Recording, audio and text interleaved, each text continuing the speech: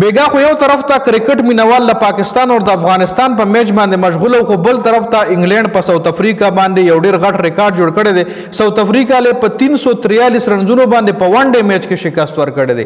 په 343 رنزونو باندې په ون ډے میچ کې مطلب ون ډے میچ کې عموما د پاکستان ټیم کو مونږ وګورو نو 300 رنزونه ډیر په ګرانه باندې مطلب کراس کوي او بل طرف له د انګلند ټیم ساوث افریقا له په 343 رنز باندې شکست ورکړی دی.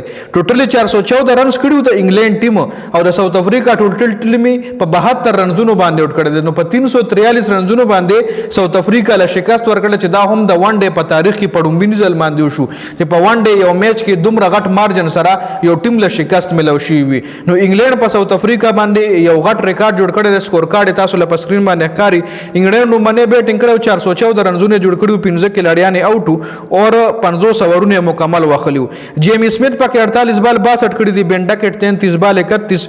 جو روټ پکې یو ځل بیا طوفاني اننګز کړی دی. سلیزه پکې واخلې ده. سکور کارت لګ ریفریش کیږي په هغه باندې ډیټیل سره خبره کو خو جو روټ چې کم دی دا تقریبا 19واں سنچري و په ون ډے فارمیټ کې. نو جو روټ 96 بال 100 رن باندې اؤټ شوی دی. جیکب بیتل 82 بال 110 رنزونه. هری بروک 2 بال 3. جوز بټلر 32 بال 62. جوز بټلر پکې تباکون بیټینګ کړی دی. اور ویل جیکس پکې 8 بال 19 رنزونه جوړ کړی دي.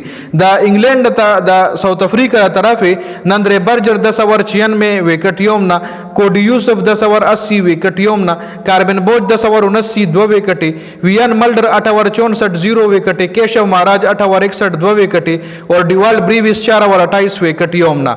खबे और पास खतर साउथ अफ्रीका लोबडला 72 रनजों बांधे 9 खिलाड़ियां आउट और यो खिलाड़ी चे कमो आगा इंजर्ड शेव नो 72 रन बांधे total team the south Africa out शेवे दे. नो दासे द इंग्लैंड लोबडले साउथ अफ्रीका ला 343 रनजों बांधे प वन डे मैच के शिकस्त वर्कड़े दे. करे south Africa batting line up को मार्करम 0, रिकल्टन 1, वियान मल्डर 0, मैथ्यू ब्रेट्सके 4, ट्रेस्टन स्टब्स 10, डिवाल ब्रीविस 6, कार्बन बोश 20, केशव मेराज 17, काडी यूसुफ 5, बर्जर चिकम दे 2 रनजुना और टेम्बा बाउमा चिकम दे हार्ड शेवे दे जख्मी शेवे दे नो दे आउट शेवे न दे. नो दागा रंग दा मुकम्मल टीम चिकम दे 72 रनजुना द साउथ अफ्रीका जोड़ कड़ी दी. द इंग्लैंड तरफ आर्चर 9 ओवर की 18 रन जोड़ कड़ी और सलूर विकेट शी. आर्चर तबाकुन बालिंग कड़े दे 9 ओवर के 3 मिडन ओवर न होम विकेट दी. ब्राइडन कार 6 ओवर 33 2 विकेटे. जेमी ओवर्टन 2 ओवर 8 विकेट योमना और आदिल राशिद पाके होम सलूर ओवर कड़ी चे दियार लथरन वर कड़ी और 3 विकेट तरला सुकड़ी दी.